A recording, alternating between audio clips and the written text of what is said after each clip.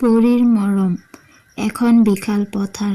তাত এজাকমান ল'ৰা ছোৱালীয়ে নিতৌ সিহঁতে ভাল পোৱা ধৰণে খেল-ধেমালি কৰে। পথাৰখনৰ চাৰিওফালে সৰু বৰ টিলা। সেই টিলাবোৰত পাতল জনবসতি। গতিকে টিলাবোৰৰ মাজতে সেইখনেই ল'ৰা ছোৱালীবোৰৰ বাবে উত্তম খেলৰ পথাৰ। ল'ৰা ছোৱালীবোৰে নিৰ্ভয়ে তাত ৰং মনেৰে হেঁপাহ পলুৱাই খেল-ধেমালি আৰু যুঁজ-বাগৰ কৰে।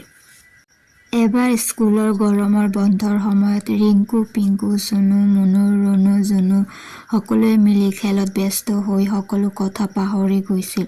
সিহঁতে সেইদিনা সিহঁতৰ আটাইতকৈ প্ৰিয় খেল লুকা-ভাকু খেলিছিল। খেলৰ আটাইতকৈ আমোদজনক মুহূৰ্তটো আৰম্ভ হৈছিল মাত্ৰ এনেতে সিহঁতে কিবা এটা অদ্ভুত অথচ আগতে নুশুনা শব্দ শুনিবলৈ পালে। সিহঁতে শব্দটো শুনি আচৰিত হ'ল আৰু সকলোৱে ভয়তে যাবলৈ ওলাল। এনেতে আকাশ পোহৰ কৰি ওপৰৰ পৰা কোনোবা নামি অহা যেন লাগিল। হয়, আকাশৰ পৰা ধুনীয়া ছোৱালী এজনীয়ে হাতত কিবা এডাল লৈ নামি আহিছে। সকলোকে উদ্দেশ্য কৰি পিংকুই কথাষাৰ ক'লে। সঁচাই গাখীৰৰ দৰে পোছাক পিন্ধা ধুনীয়া মৰম লগা ছোৱালী এজনী জগত পোহৰাই তললৈ নামি আহিছে। ছোৱালীজনী নামি আহিয়ে সকলোকে ভয় নাখাবলৈ ক'লে আৰু নিজকে সৰগৰ পৰী বুলি ক'লে। পৰীৰ নামটো শুনাৰ লগে লগে চুনুৰ মনটো ভাল লাগি গ'ল। তাক ককাকে প্ৰায়ে পৰীৰ কথা কয়। পৰীৰ ৰং, ৰূপ, চাল চলন সকলো কথা ককাকে তাক কয়। সেইবোৰ আছিল ককাকে কোৱা সাধুকথাৰ পৰী। আজি সি দিঠকত পৰী এজনীক দেখি মৰমতে পৰিবা বুলি সাবটি ধৰিবৰ মন গ'ল। সি কিন্তু নধৰিলে। পৰীজনীয়ে ক'লে, মই তোমালোকৰ মৰমতে সৰগৰ পৰা নামি আহিছোঁ। তোমালোকৰ ৰং ধেমালিবোৰ মই সদায় সৰগৰ পৰা চাই থাকোঁ। বৰ ভাল পাওঁ মই। আজি মই তোমালোকৰ সৈতে খেলিম, গীত গাম আৰু তোমালোকৰ প্ৰিয় ফল মূল আদি দিম। এইবুলি কৈ পৰীজনীয়ে সিহঁতক নাচপতি খাবলৈ দিলে আৰু এটা সুন্দৰ গীত গালে। মই হলোঁ সৰগৰ পৰী, তোমালোকে যে মৰমৰ ধুনীয়া ফুল। আমি সবে খেলিম ইয়ালে, ফুলিব হাঁহি ভৰা গোলাপ ফুল। গীতৰ তালে তালে সকলোৱে নাচিলে হাঁহিলে। গীতটো শেষ কৰাৰ পিছত পৰীজনীয়ে সিহঁতক পুনৰ সুধিলে, তোমালোকৰ আৰু কিবা ফল খাবলৈ মন যায় নেকি? কোৱা, মই আনি দিম। চুনু আৰু মুনুই ক'লে, আমাৰ পকা পকা আপেল আৰু সুমথিৰা খাবলৈ মন যায়। বাকীবোৰেও নানা ধৰণৰ ফল নাম ক'লে। তেতিয়া পৰীজনীয়ে ক'লে, ফল খাবৰ ইচ্ছা থাকিলে তোমালোকে আমাৰ দেশত মানে পৰীৰ দেশত যাব লাগিব। তোমালোক আটাইয়ে যাবানে? যাম বুলি সকলোৱে হাত দাঙিলে। পৰীয়ে নিজৰ ডেউকা দুখন বহলকৈ দাঙি ধৰিলে। তেওঁ আটাইতকৈ তলত সুমাব দিলে। চাৰিজন এখন ডেউকা তলত আৰু আন চাৰিজন অন্যখন ডেউকাৰ তলত আশ্ৰয় ল'লে।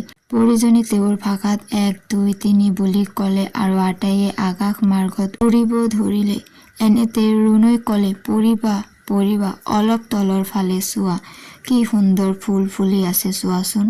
ব'লানা দুপাহমান ফুল ছিঙি আনো। পৰীজনীয়ে ক'লে, সেইখন অন্য এজনী পৰীৰ উদ্যান। তাত অনুমতি লৈ ফুল ছিঙিব পাৰি। তোমালোক ইয়াত এনেদৰে উৰি থাকিলে ফুল ছিঙিব নোৱাৰিবা। ব'লা আমি অলপমান কাষ চাপি যাওঁ আৰু গৰাকীৰ অনুমতি লৈ আহোঁ। পৰীজনীয়ে ইয়াকে কৈ সিহঁতক তাত ৰখিবলৈ কৈ অন্য পৰীজাকৰ অনুমতি ল'বলৈ গ'ল। সেইজনী পৰী বৰ মৰমীয়াল। তেওঁ ল'ৰা ছোৱালীৰ মাত শুনি ওলাই আহিল আৰু প্ৰত্যেককে এপাহ দুপাহ ফুল ছিঙিবলৈ ক'লে। সেইজনী পৰীয়ে অৱশ্য অনুমতিৰ চলেৰে উপদেশৰ ভাষাত এই কথাও ক'লে যে আমি ভাল লাগিলেও ফুল ছিঙিব নাপায়, কাৰণ সিহঁতৰো কিবা হেঁপাহ থাকিব পাৰে। সিহঁত সৌন্দৰ্য নষ্ট কৰাৰ অধিকাৰ আমাৰ নাই।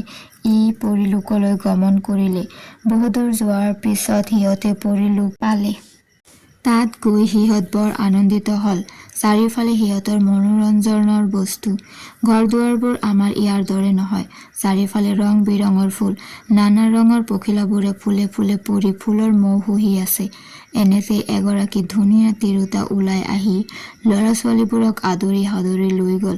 লগত যোৱা পৰীজনীয়ে চিনাকি দি ক'লে যে এইজনী আমাৰ মৰমৰ মাতৃ, আমি তেওঁৰ সন্তান। ভিতৰত সোমাই গৈ গোটেইজাক ল'ৰা ছোৱালী আনন্দতে জঁপিয়াবলৈ ধৰিলে। চাৰিওফালে বিভিন্ন খেলনাৰ বস্তু, ডাঙৰ ডাঙৰ পুতলা, টেবুলত সজাই থোৱা বিবিধ খাদ্য, সিহঁতে ভাল পোৱা বিভিন্ন ধৰণৰ মিঠা বৰফ। ল'ৰা ছোৱালীবোৰে অনুমতিৰ প্ৰয়োজন বোধ নকৰি মিঠা বৰফ খাবলৈ হাত মেলিলে। প্ৰয়োজনীয় বৰফ খাবলৈ মানা নকৰিলে যদিও সৰহকৈ খাবলৈ মানা কৰিলে। সিহঁতক লগত লৈ অহা প্ৰয়োজনীয় বিবিধ ফল মূল আনি সিহঁতৰ আগত আগবঢ়াই দিলে। সকলো খোৱা লোৱাৰ পিছত এজনী পৰীয়ে সিহঁতক ক'লে, আজি তোমালোকৰ বাবে দিনটো ইমানতে অন্ত পৰিল, কাৰণ পৰীলোকত মানুহৰ বসতি অসম্ভৱ। মন গ'লে আকৌ আহিব পাৰিবা। ইয়াকে কৈ সিহঁতক এটা বুটাম থকা এযোৰ পোছাক দি ক'লে, এই বুটামটো টিপিলে আমি তোমালোকৰ মনৰ কথা গম পাম, তেতিয়া আমি তোমালোকক আনিবলৈ যাম। তোমালোকে কিন্তু বুটামটো নষ্ট নকৰিবা। ইয়াকে কৈ সিহঁতক আগৰ ঠাইলৈ পৰীজনীয়ে লৈ আহিল। বিদায়ৰ সময়ত প্ৰত্যেকে পৰীজনীৰ গালত চুমা আঁকিলে।